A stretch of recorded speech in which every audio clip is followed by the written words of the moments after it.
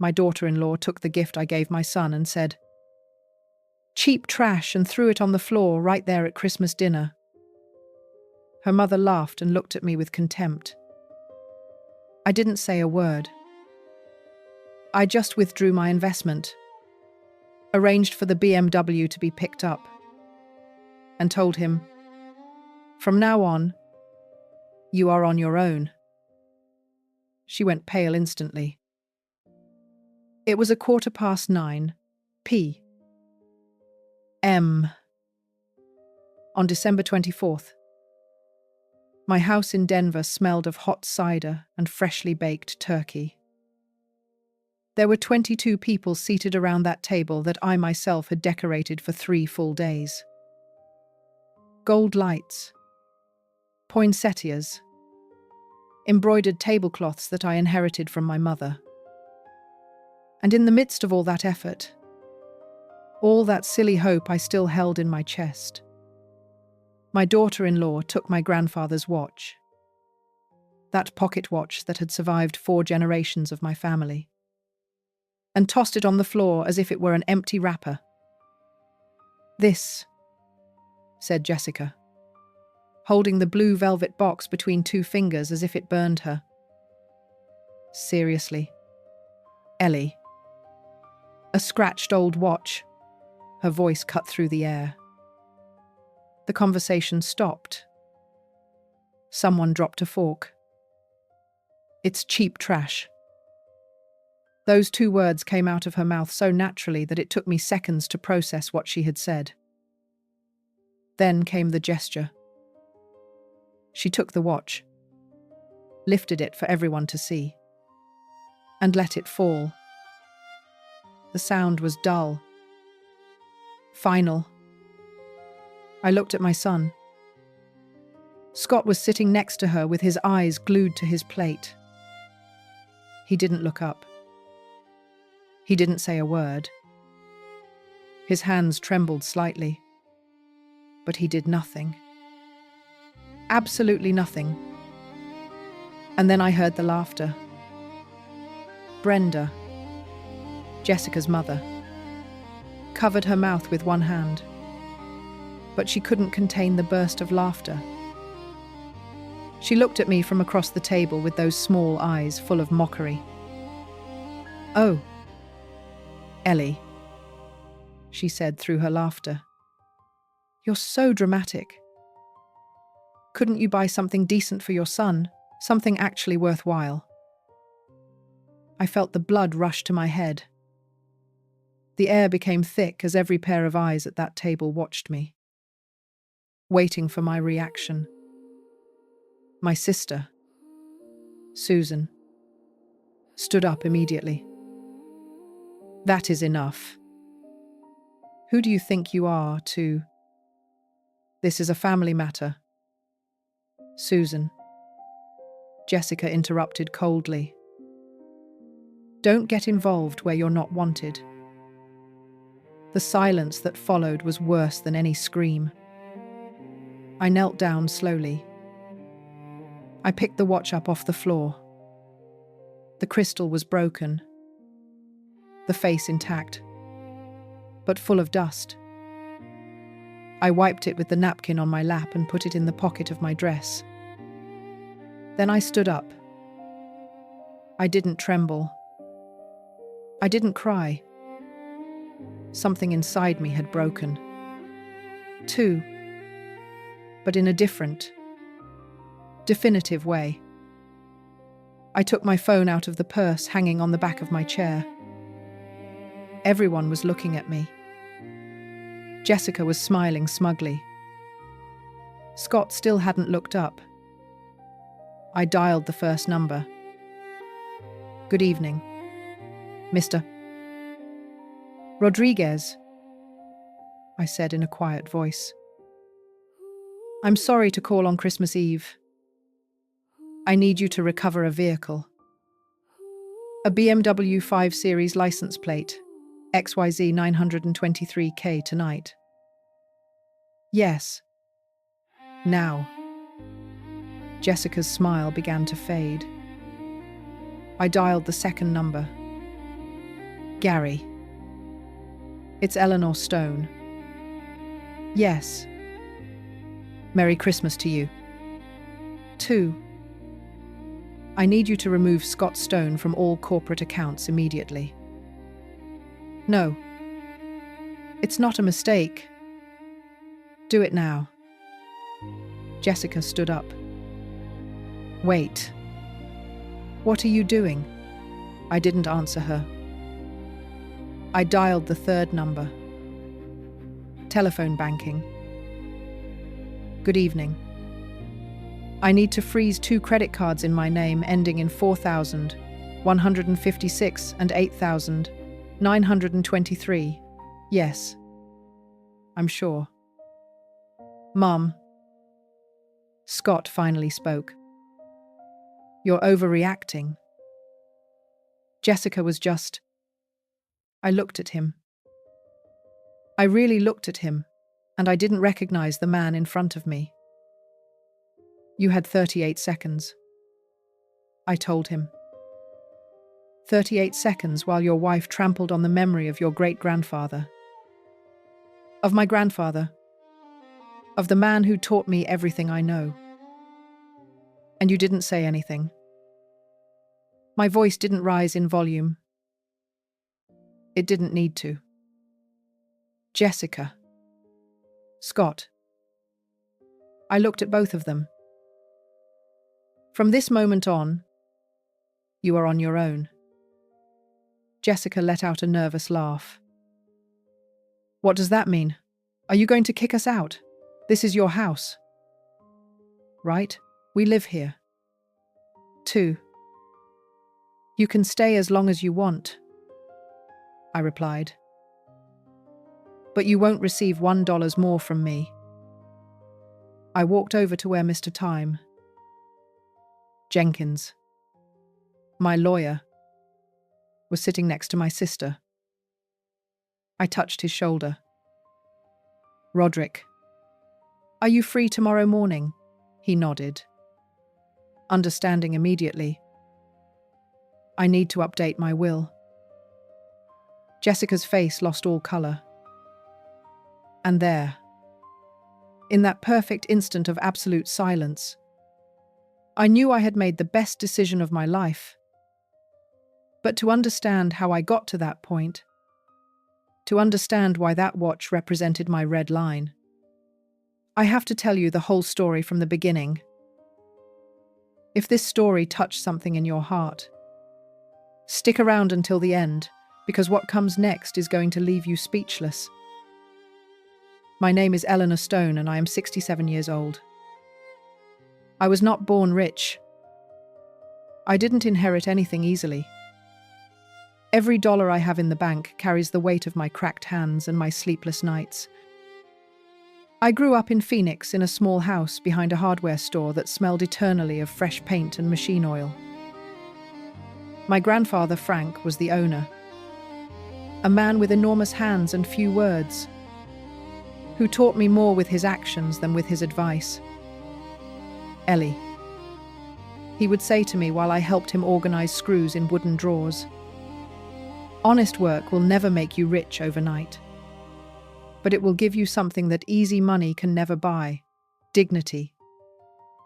That watch that Jessica destroyed in my dining room was his. His father gave it to him when he opened his first hardware store in 1952. He wore it every day of his life until he died, and handed it to me when I was 17. You have an eye for numbers. Honey, he told me on his deathbed. Take care of this business when I'm gone. And I did.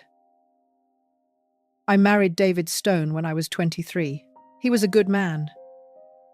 Hard-working. Shy but consistent.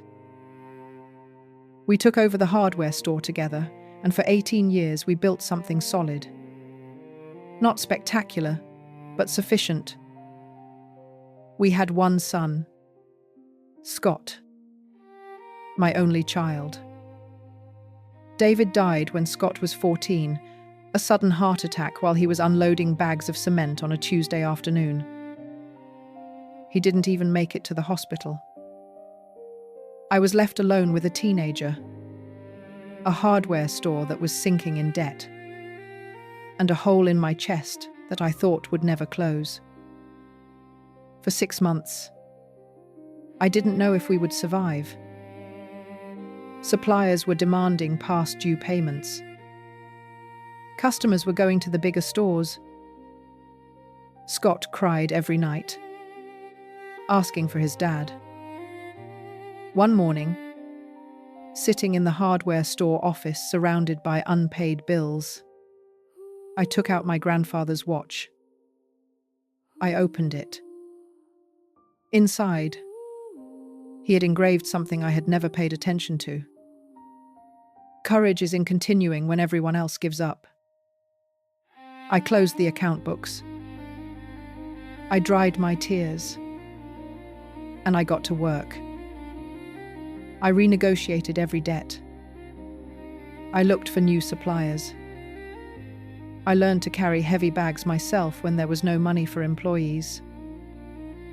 Scott helped me after school, dispensing nails and organizing inventory. We're a team. Mom, he would tell me with that smile he inherited from his father. It took us 3 years to get out of the hole. But we did it. By the time Scott turned 25, we no longer had one hardware store. We had 3, one downtown Phoenix, another in Scottsdale, and the third in Mesa. We employed 42 people. We were generating $6 million a year, all built with hard work, with early mornings, with difficult decisions and sacrifices that no one sees. I never remarried. I never had the time or the inclination. My entire life revolved around 2 things, my hardware stores and my son. Scott studied business administration. He was smart, responsible, and caring. We saw each other every Sunday without fail. We had pancakes and bacon at my house, and then reviewed the business numbers together. One day, all of this will be yours. Son, I would tell him as I turned the balance sheets. I don't want it to be mine. Mom, I want it to be ours, always. Those words filled my heart. I thought nothing could break what we had built together.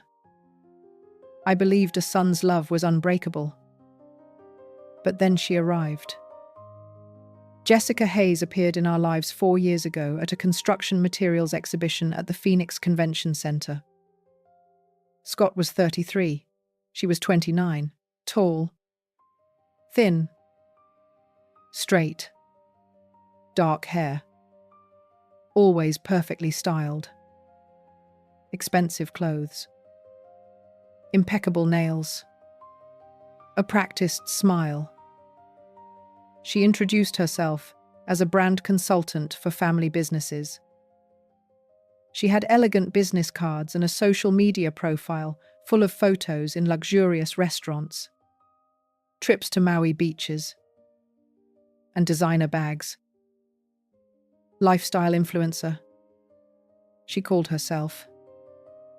180,000 followers. Scott was fascinated.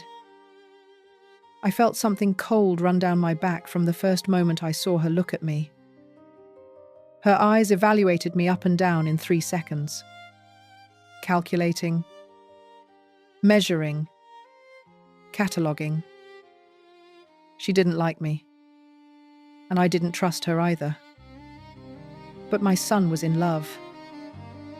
Or at least that's what he thought. And what I didn't know at that moment was that Jessica had not arrived in our lives by chance. She had arrived with a plan. The first 3 months were a perfect performance. Jessica was charming. She smiled at the right moment. She asked questions about the hardware stores with apparent genuine interest. She called me Mrs. Stone. with a tone of respect that I now know was pure theatre. "Your son speaks wonders of you," she would say, while we had coffee in my living room. "You must be very proud of everything you've accomplished."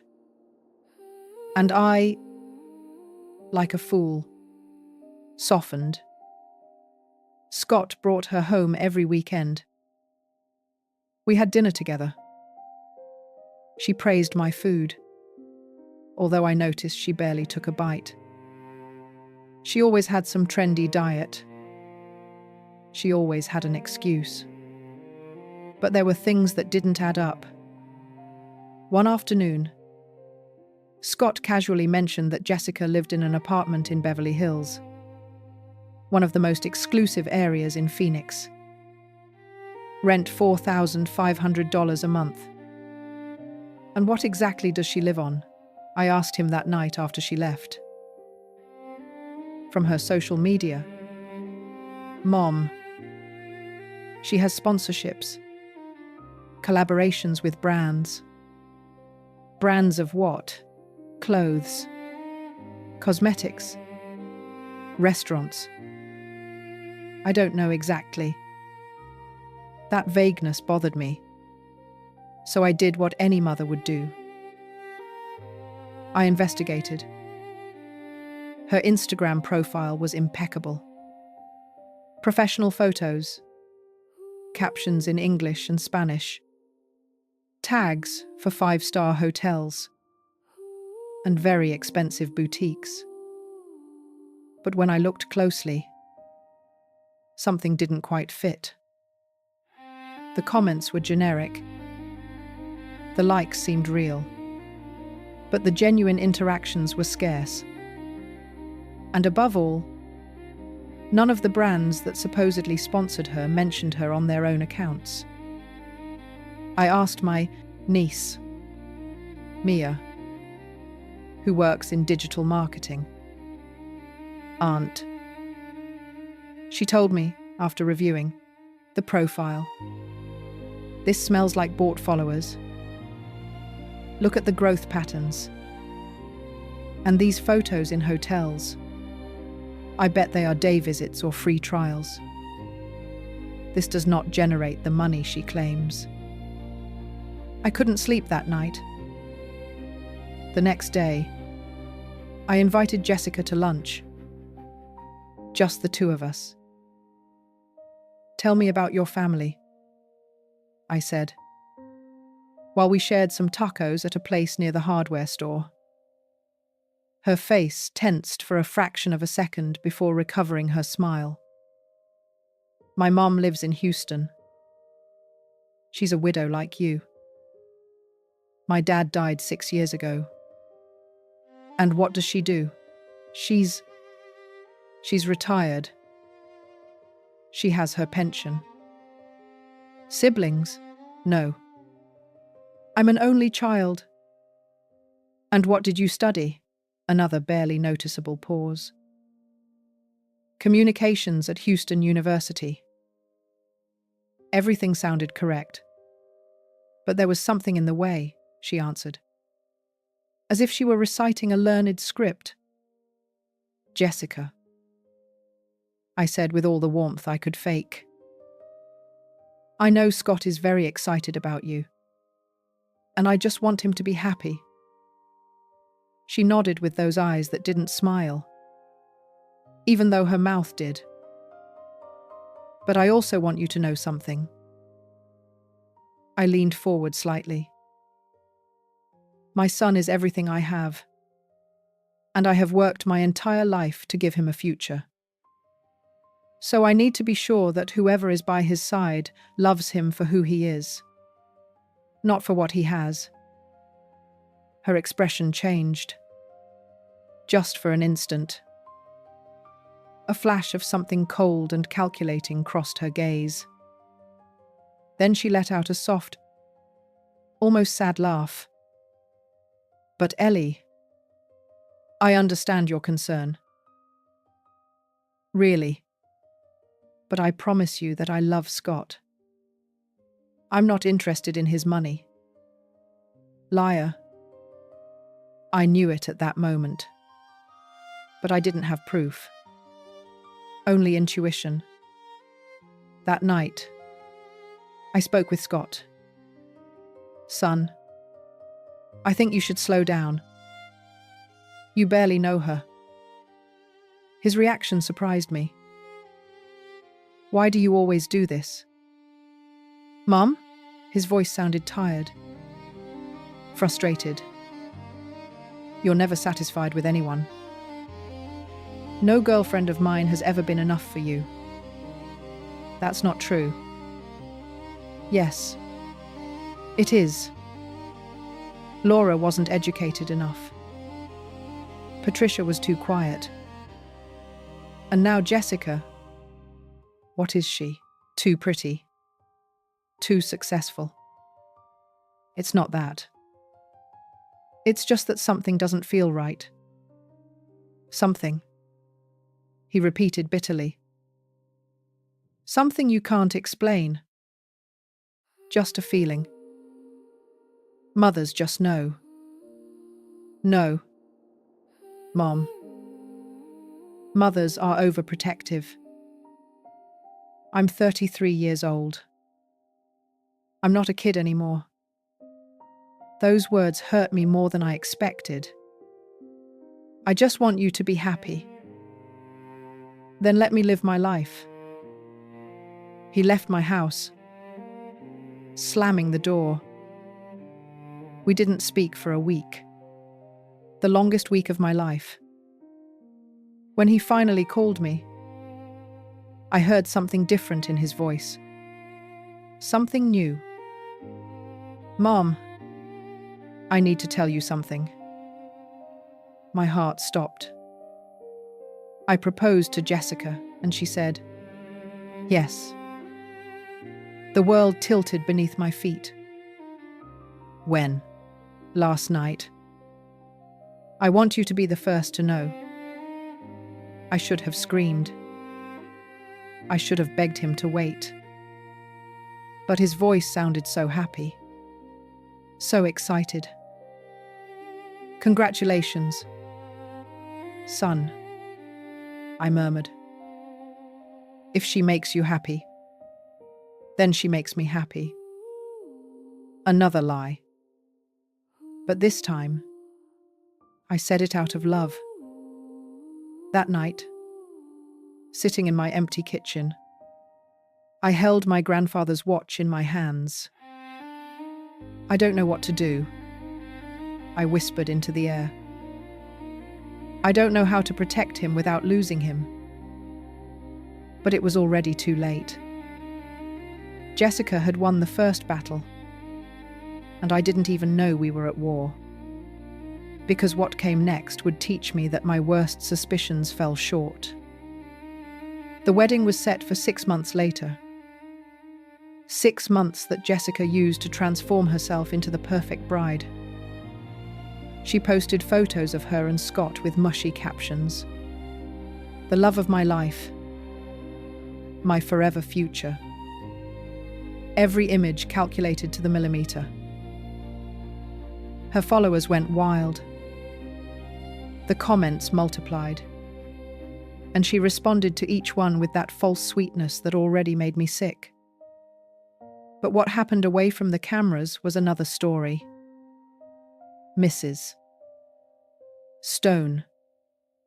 I need to speak with you, she said to me one Saturday morning, showing up at my house unannounced.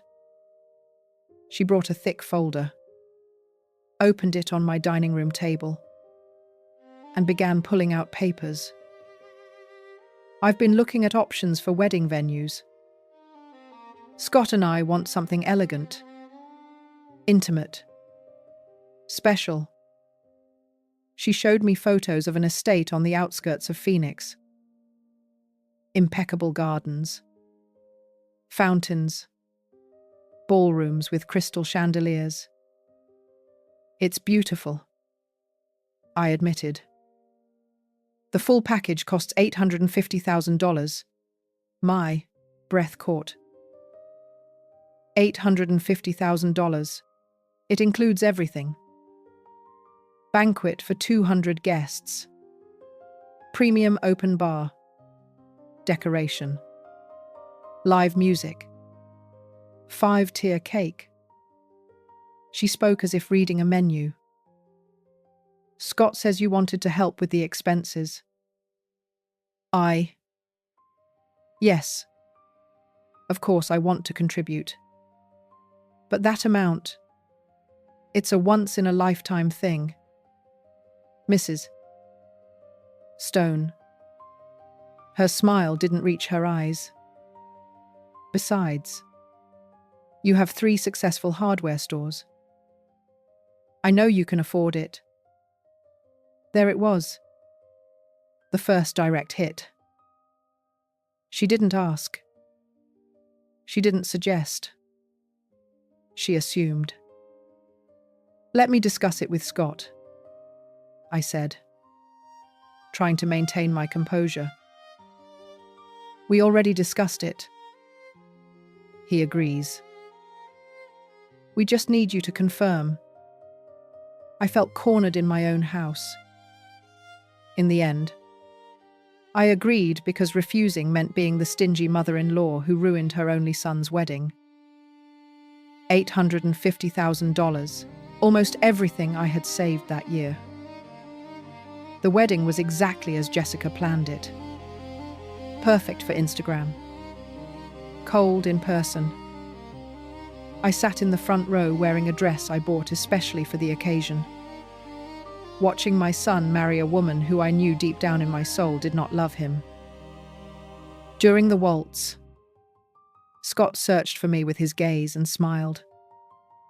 A genuine, happy smile.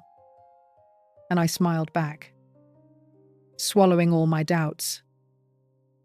Because that's what mothers do. They smile even when they are breaking inside. The honeymoon was to Maui. 2 weeks. All paid for by me. Although that was never mentioned in the photos Jessica uploaded to her social media. When they returned, I expected them to look for their own place. An apartment. A house. Their own space. Instead, one afternoon, Scott arrived with 2 suitcases. Mom, can we stay with you while we look for something? Jessica was behind him, smiling. It'll only be a few months, she added. The housing market is so expensive right now. We need time to find something worthwhile. What was I supposed to say? No.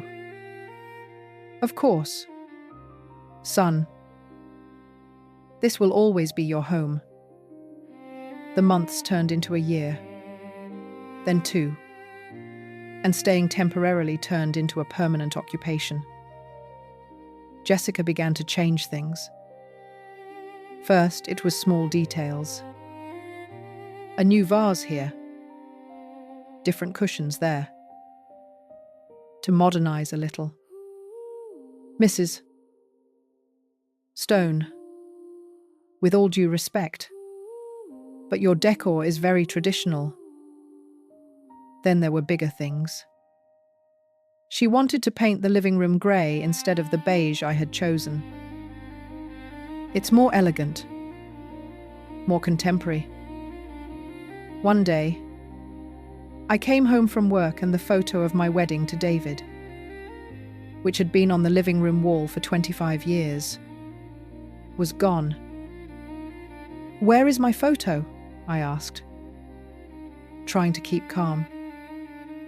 I put it away in your room. Mrs. Stone. It makes the living room look like a museum. We need more neutral spaces. Museum. She called my history a museum. Scott was there hearing everything. He didn't say anything. That photo goes back in its place, I said firmly. Jessica sighed dramatically. As you wish. But the damage was done. The message was clear. This was no longer my house. It was hers. And then Brenda arrived. Jessica's mother showed up on a Thursday afternoon with 3 large suitcases. Mom had problems with her landlord in Houston. Jessica explained. She was evicted. She needs to stay with us for a while. They didn't even ask me. Brenda was a woman of 58, round, with a high-pitched voice and constant opinions. She settled into the guest room as if it were a hotel. She never offered to help with anything. She didn't cook. She didn't clean. She spent her time watching soap operas and criticizing everything I did. Oh, Ellie, are you still using that blender?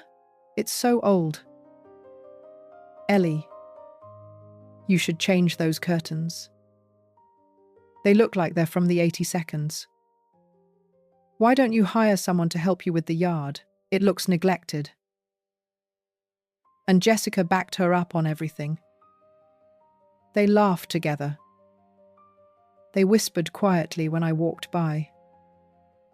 They looked at me as if I were the intruder in my own house. Scott worked at the hardware stores, but we no longer had those Sunday breakfasts. We no longer reviewed the business numbers together. I'm tired. Mom, Jessica and I want to rest on the weekends. Rest with my money in my house. Because even though Scott still had a salary from the hardware stores, $45,000 a month, that money disappeared like water through his hands. One day, I checked the corporate accounts. Scott had access to a corporate card for business-related expenses. The latest movement sent a chill down my spine. Very expensive restaurants, clothing boutiques, a jewelry store at the Grove, $120,000 on a bracelet. I confronted him that night. Scott, what is this? These are gifts for Jessica with the company card. Mom, we're married. What's mine is hers, too. But this is not yours. It belongs to the company. It belongs to the hardware stores we built together. Jessica walked into the living room at that moment. What's the problem? Mrs. Stone, you don't want your son to give things to his wife. The problem is that...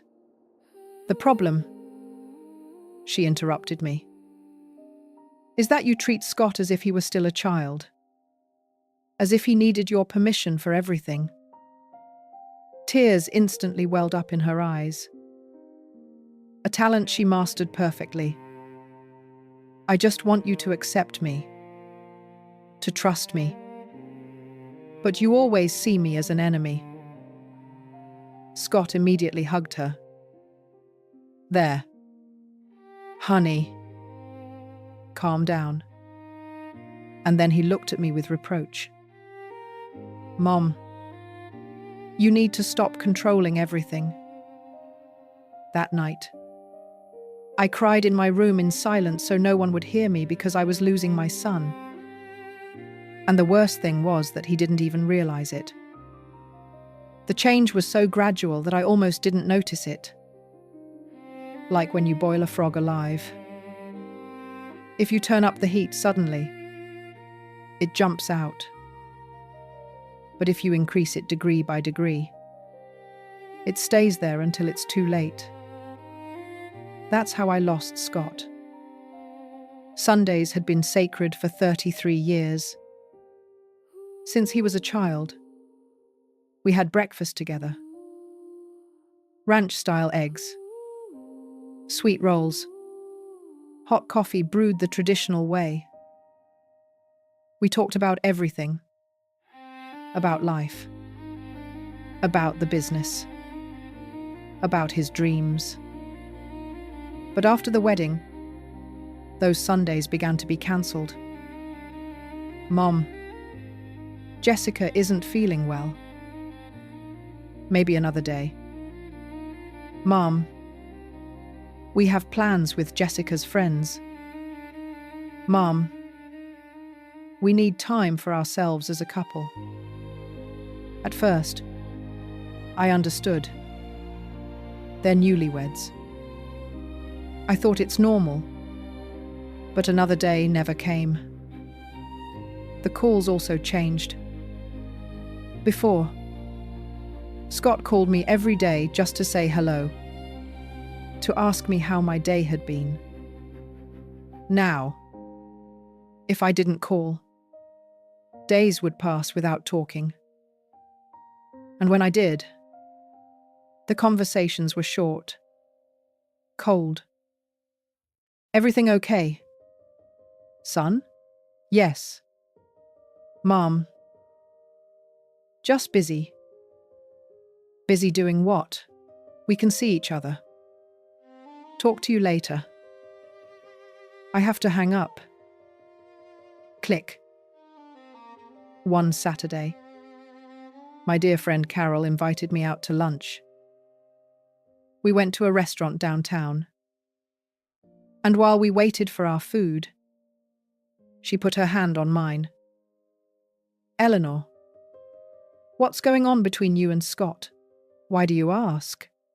I saw him last week at the grocery store with Jessica and her mom. I spoke to them. I said, hello. Scott barely looked at me. And when I mentioned your name, Jessica immediately changed the subject. I felt a lump in my throat. They're very busy, I guess. No. Eleanor, this is something else. Something's not right. That same night, I decided to do something I had never done. Review Jessica's social media more carefully. There were recent photos. A family gathering in my own house. A dinner party with friends. A movie afternoon in the living room. I was not in any of them. Literally. In my house. At events organized under my roof. And I didn't appear in a single image. I kept checking. I found a whole album titled Family. Jessica with Scott. Jessica with Brenda. Jessica with cousins I didn't even know. Jessica with their friends. Not a single picture of me. It was as if I didn't exist.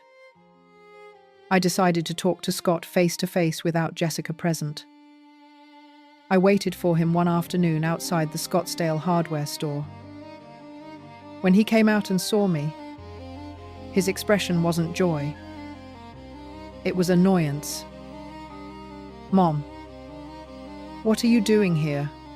I need to talk to you alone. He sighed. Fine.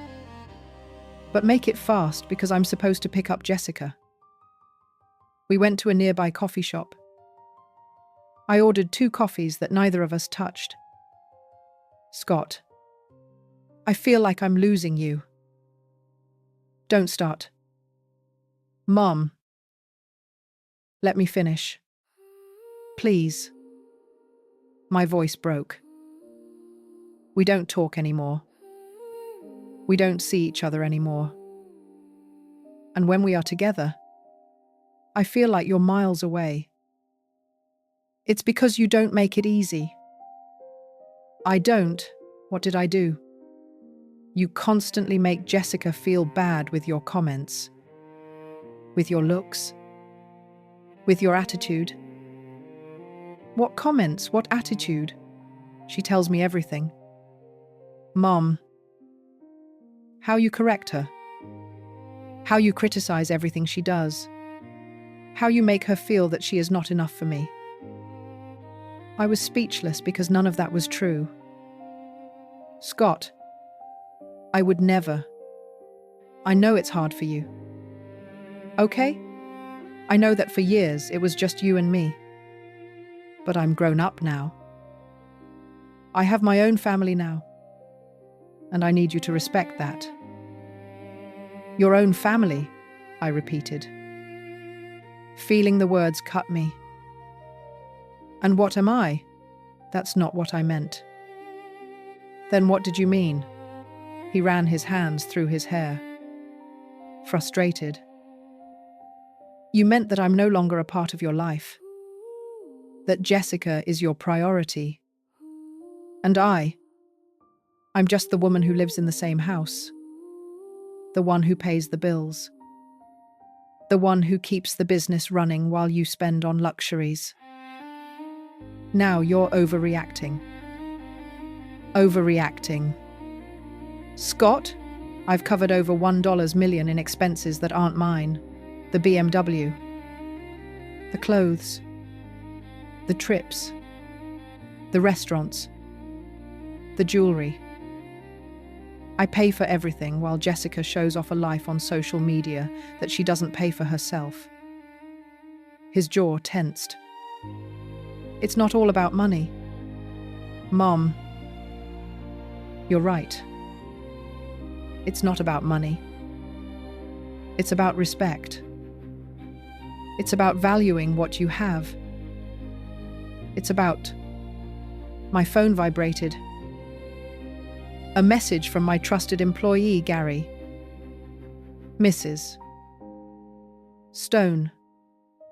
Did you authorize Jessica to use the company truck to go shopping? I felt my blood boil. I showed the message to Scott. Did you give her access to the vehicles? 2. She's my wife. What's wrong with that? They are not yours to give away. Scott. They belong to the company. You are impossible. He got up from the table. I can't talk to you when you're like this. Like what? Defending what I built with my own hands? Controlling? Manipulating? Making everyone feel guilty? Those words went through me like bullets. I have to go. And he left. I stayed seated in that empty coffee shop, watching my coffee get cold, feeling everything I had built crumble. If this story touches you, please subscribe and share the video to help me grow better. 2 weeks later, I discovered something worse. Mia, my niece, sent me screenshots. Jessica's Instagram stories that were only visible to close friends. In one of them, she was in my living room with Brenda and 2 of her friends, wine glasses in hand. The text read, "When your mother-in-law goes to work and you can finally breathe." The comments were worse. "Oh, girl, the patience you have. Just kick her out of her own house. Haha. Tell her to go to a nursing home. She's served her time." And Jessica had reacted with laughing emojis to every comment. I cried so much that night that I thought I was going to be dehydrated. But the worst was yet to come. One afternoon, I got home early. I had closed an important sale and wanted to share the news with Scott. I thought maybe we could reconnect. When I walked in, I heard voices in the kitchen. Jessica was on a video call. She had the speakerphone on. "I can't take it anymore here. I swear," she said in a tired voice. "It's unbearable. All the time watching. All the time with her comments." "And what does Scott say?" asked the voice on the other end. Scott does what I tell him. I've almost convinced him. In a few months, all of this will be ours. We just have to wait a little longer. And what if she leaves you out of the will? Jessica let out a laugh. She's not going to leave her only son with nothing. And when Scott inherits, I inherit. That's how it works. I was paralyzed in the hallway. Everything clicked at that moment. Every detail, every manipulation, every fake tear. She never loved me. She never loved Scott. She only wanted what she could get from us. I backed away silently. I left the house. I got into my car and drove aimlessly for hours. When I finally returned, it was already night. Jessica and Brenda were in the living room, watching television as if nothing had happened. "Good evening, Mrs. Stone," Jessica said with that perfect smile. I smiled back because I had learned something from her. I could act, too. And as I headed to my dresser room, an idea began to form in my mind. If she could play, so could I. But my rules were going to be very different. November arrived with unusual cold for Phoenix. I kept smiling. I kept being friendly. I kept behaving like the naive mother-in-law Jessica thought I was. But inside, something had changed. I was no longer the woman begging for attention. I was no longer the desperate mother trying to win back her son. I was a businesswoman who had survived the death of her husband. Debts. Abusive suppliers. 30 years, and Sears in a male-dominated market. And if life had taught me anything, it was this: never underestimate a woman who has nothing left to lose. I began to document everything. Every unjustified expense. Every improper use of company resources. Every credit card. Every invoice. Every bank transfer. I asked my accountant, Gary, to prepare a detailed report of the last 3 years for me. Confidential. For my eyes only. When he handed me the folder, I had to sit down. $1,700,000. That was the exact amount I had covered since Jessica entered our lives. The wedding. $850,000. The BMW that Scott drove, but that Jessica used as her own. Monthly payments totaling $320,000. Credit cards.